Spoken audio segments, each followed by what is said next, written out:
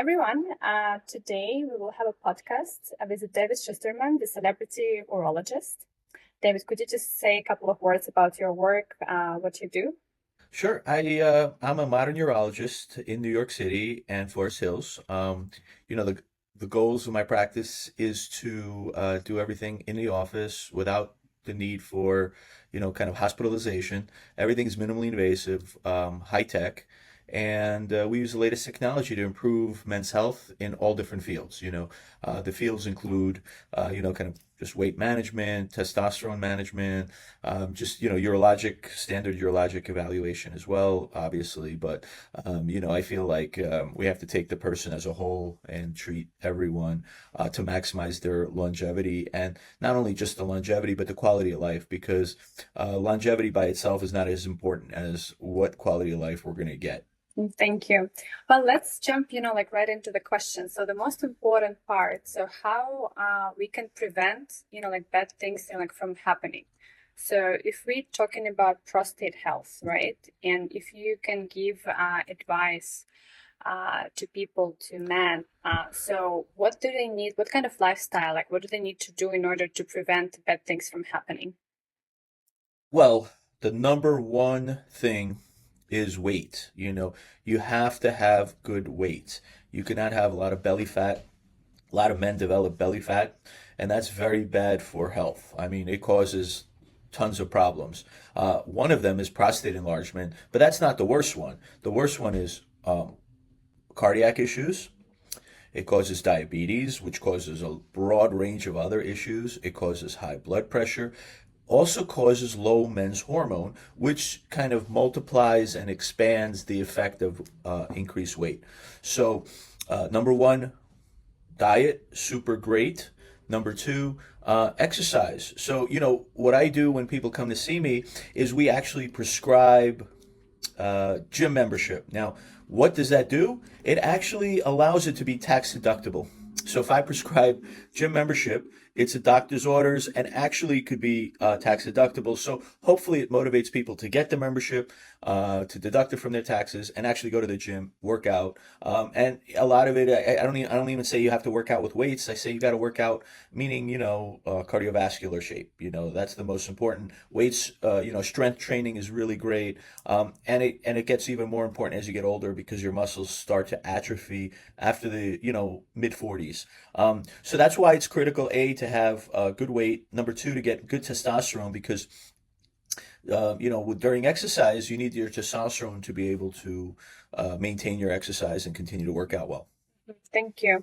But So sometimes, that's number one. But then there's a lot of other things as well. But, the first thing starts with just good weight management, which, seems very easy actually, but it's actually very difficult because a lot of people try diet and exercise, but it doesn't work well, which means that a lot of my patients, I go to the next level and actually prescribe medicines.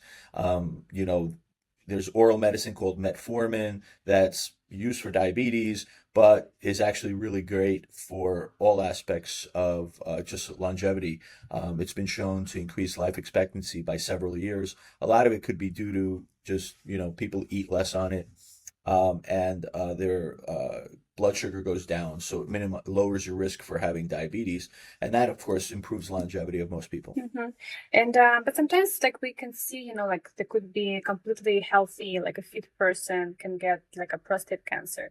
So what can you recommend, for someone, maybe the regular checkups, the man should pay attention, at what age, they should, start doing that. That's a very fair question. Typically, a lot of people come in their early 40s and they're very worried, or 30s, and they're very worried about cancer. And I tell every one of these people that really cancer starts at around age 50. I mean, it starts in the 40s, but it doesn't really get to the point where we really need to treat till about age 50. So, age 50, there's high risk groups, people who have a family history of uh, prostate cancer should be checked first. Like, so if your dad or your brother or your uncles have it, you should definitely be checked at around age 50. And the checking is just a PSA screen. It's just simple blood work.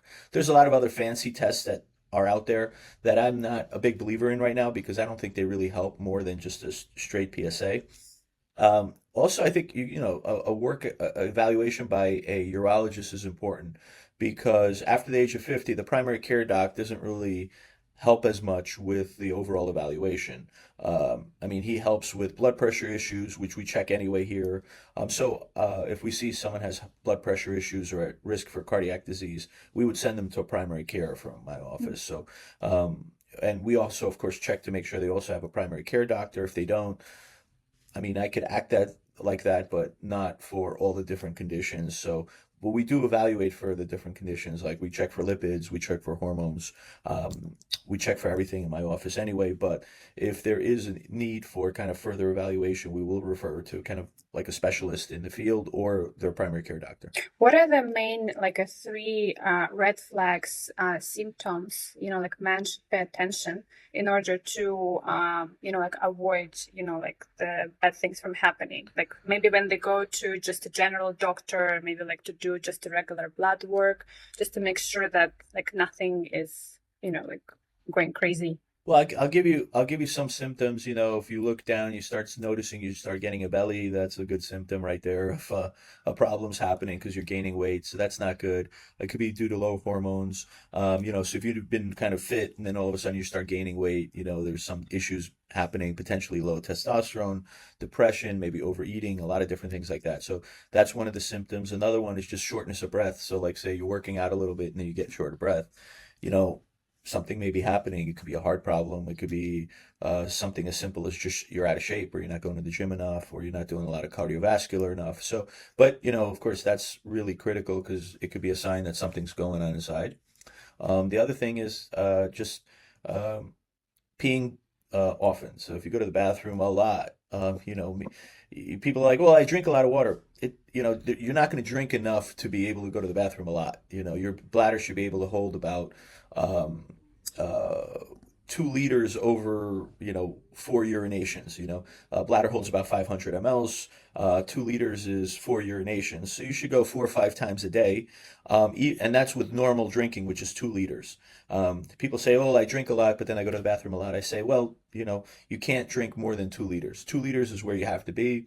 You don't want to go too much over. You don't want to go under. It has to be right around 2 liters. If you do that, you'll pee around 4 or 5 times a day, and that's normal, healthy peeing. If you start peeing 10 times a day, that means that you're peeing very little each time because just if you divide 2 liters divided by 10, that's 200 mLs each time. Mhm. So again, whatever comes in you has to come out, and so that's kind of how the body dynamics work. And so, we also tell people to do a bladder diary, which is to measure how much they drink, how much comes out. There's apps that can follow that with them. And they're also called bladder diary apps, Mhm. and they can be followed for that. That's a simple, easy thing to see. Okay, how much is coming out? How much you taking in? Make sure you're drinking 2 liters, between 2 to 3 liters, and making sure that every time you pee, you have a decent amount in your bladder. Mhm. But I could assure you that if you drink 2 liters, 2 liters will have to come out. So, and if the person, let's say, starts, like going to the bathroom, quite a lot, so, and it's obvious. So, are there like any particular tests like you send them to do in order to check, if there is like maybe like some infection or like something going on? Absolutely. I mean, of course, what we do, everything that we talk about from a urologist perspective is internal, right? So all our urologic organs are internal, so we have to kind of bring them out and see what's going on, which is why the evaluation a urologist should do is ultrasounds, blood, and urine, and between ultrasounds, blood, and urine, we get to the heart of what's going on. So with ultrasound, we could check your kidneys, the ureters, and your bladder. We could also check the penis, the scrotum. We could check for blood pressure problems with renal arteries. Um, and we could also check for erection issues. If someone has erection issues, we could check blood flow that goes to the penis. So a lot of these things we do it right in the office on the first visit.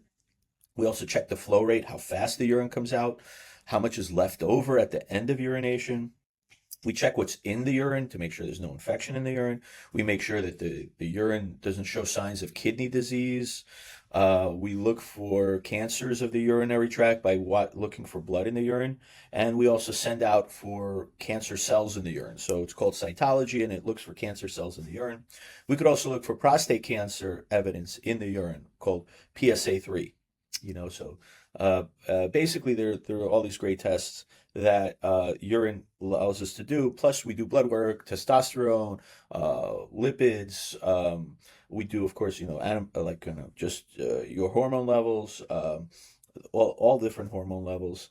We could do genetic testing to see what drugs are the best ones to use in different individuals, and we use hereditary testing as well to look for evidence. Okay, someone may be going into cancer later, or within their lifetime.